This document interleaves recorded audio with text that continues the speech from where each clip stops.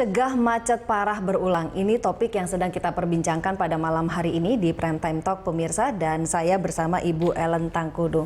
Ibu, jika kemacetan dari tahun ke tahun selalu terjadi, bahkan tahun ini jauh lebih parah dibandingkan dengan tahun sebelumnya. Sebetulnya di mana salahnya, Bu? Kalau saya mau jujur mengatakan salahnya, itu adalah terlalu banyak kendaraan pribadi. Itu utamanya, sehingga kapasitas jalan itu sangat terbatas. Apapun kalau dilewati sebegitu banyak mobil pribadi, ya apapun terjadi kemacetan. Itu juga yang terjadi di Jakarta selama ini. Terlalu banyak kendaraan pribadi, pemudik maupun yang berwisata, ya, karena ini kan juga liburan. Jadi bukan saja mereka pemudik, bukan saja mereka lebaran, yang liburan pun banyak. Itu kalau semuanya naik kendaraan pribadi, mau jalan seperti apapun pasti macet. Jadi kalau dikatakan sebenarnya permasalahan apa? Terlalu banyak mobil. Oke, tapi permasalahannya adalah kendaraan umum ini masih belum menarik untuk pemudik, Bu. Apa yang bisa dilakukan agar tertarik untuk menggunakan kendaraan umum? Ya, kendaraan umum itu kan ada berbagai jenis. Salah satu yang sudah menjadi orang suka itu adalah naik pesawat, ya. Naik pesawat itu juga terjadi lonjakan luar biasa. Nah, kemudian yang belum terlalu, dan untuk Indonesia Barat tidak terlalu menarik, adalah naik kapal laut. Kalau di daerah Indonesia Timur, ya orang naik kapal laut semua, gitu ya. Nah, yang ketiga itu kereta. Kereta tuh sebenarnya sudah sangat baik, jauh lebih baik dari sebelumnya, dan itu sudah menjadi pilihan. Tapi tetap kereta ternyata kapasitasnya masih sangat terbatas juga. Artinya banyak orang nggak dapat tiket, padahal layanannya sudah sangat baik dan juga sudah berjadwal. Tidak ada lagi yang ekonomi pun juga sekarang sudah enak. Nah, yang satu lagi adalah bus. Bus itu sebenarnya banyak sekarang sudah cukup baik, dan tugas pemerintah untuk membuat jauh lebih baik itu bus. Nah, masalah bus itu orang masih takut kalau di terminal. Terminal itu serem kan? Jadi harus dibuat lebih nyaman. Harus dibuat lebih nyaman. Oke, baik. Itu yang harus disiapkan. Ibu, kita terhubung dengan Pak Edi Gunawan. Selamat malam, Pak Edi Gunawan. Ya, selamat malam. Ya, dengan Ani Rahmi, Pak. Ini kita sedang berbincang bagaimana caranya untuk mencegah macet parah terjadi lagi. Nah, jika kita mau mengambil pelajaran agar tidak terulang, sebetulnya apa saja, Pak, langkah yang bisa diambil jika memang terjadi kemacetan panjang seperti di Brexit pada hari Senin lalu? Langkah-langkah apa saja yang sebetulnya bisa diambil, Pak Edi? Ya, sebetulnya kan ini fenomena Lebaran tahun ini, ya. Kita tahu bahwa penyelenggaraan angkutan Lebaran kan mulai kita gelar sejak H-12 sampai dengan H+10.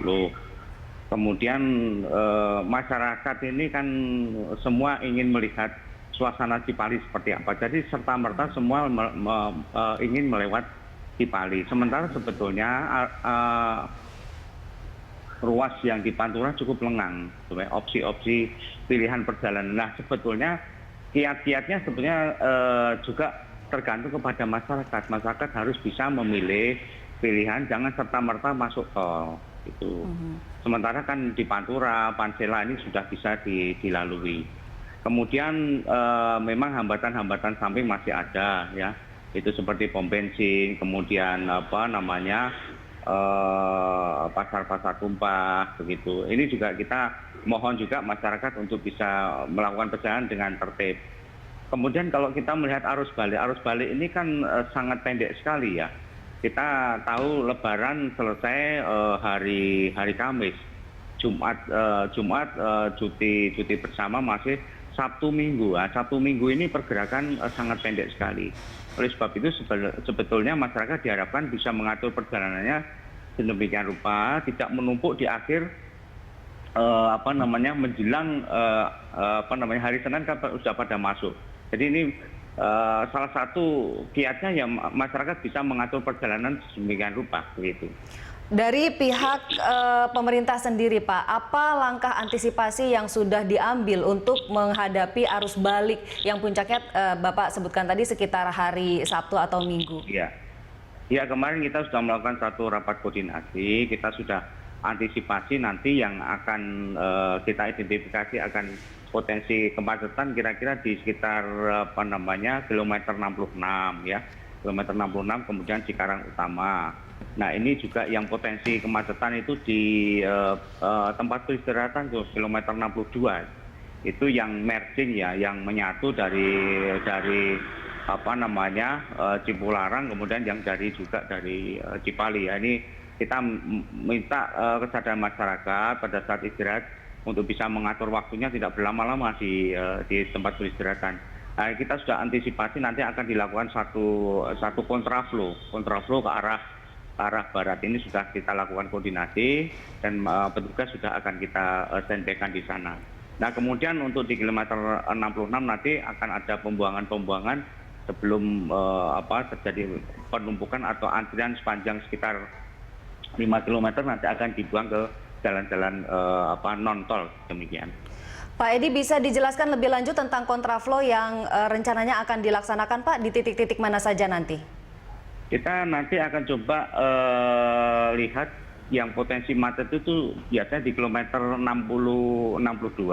Ya. 62 nanti kita akan berikan kontraflow yang mengarah ke Jakarta ya, yang mengarah ke Jakarta mungkin 41 begitu. Jadi 4 lajur kita gunakan untuk ke arah Jakarta. Kemudian yang perlu kami ingatkan juga di kilometer 103 Cipali kan sekarang sedang ada dalam perbaikan, yang kita pantau masih belum sempurna betul itu, tapi sudah disiapkan oleh pengelola jalan tol. Itu akan diberikan satu jalan emergency, diambil ruas ke kanan sedikit begitu. Jadi oleh sebab itu begitu memasuki ruas itu mohon masyarakat bisa berhati-hati. Jadi pengaturannya seperti itu, Mbak. Untuk kontraflow ini apakah akan otomatis diberlakukan pada hari Sabtu dan Minggu atau nanti lihat kondisi di lapangan Pak Edi?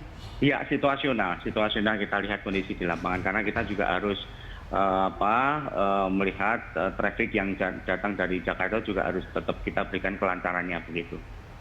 Baik, bagaimana dengan di Cikarang Utama yang diprediksi akan menjadi titik pertemuan kendaraan dari berbagai arah yang menuju ke Jakarta? Apakah ada antisipasi atau treatment khusus di Cikarang Utama ini, Pak? Cikarang Utama ini kita lihat nanti mungkin dari pengelola jalan tol akan menambah jumlah personil begitu untuk bisa membantu pembagian tol atau membantu itu istilahnya personil asongan itu yang membantu pembagian kartu tol itu. Mungkin itu yang bisa membantu sedikit kelancaran di sana. Karena memang ini sangat potensi sekali di Cikarang Utama ini. Jika ada yang mengatakan bahwa Cikarang Utama berpotensi menjadi Brexit 2, ini Bapak sepakat nggak? Mudah-mudahan tidak ya, mudah-mudahan tidak. Kalau dari awal, mulai dari ujung sana Brexit di timur sana sudah bisa kita pecah ke Pantura, kemudian masyarakat tidak serta-merta semua ingin tol, mau mengambil alternatif ke Pancela, saya kira itu bisa dikurangi. Itu yang kita harapkan kerjasama dari masyarakat juga. Baik Pak Edi, saya harus jeda sejenak. Kita akan lanjutkan perbincangan di segmen berikutnya. Pemirsa, Prime Time Talk akan kembali.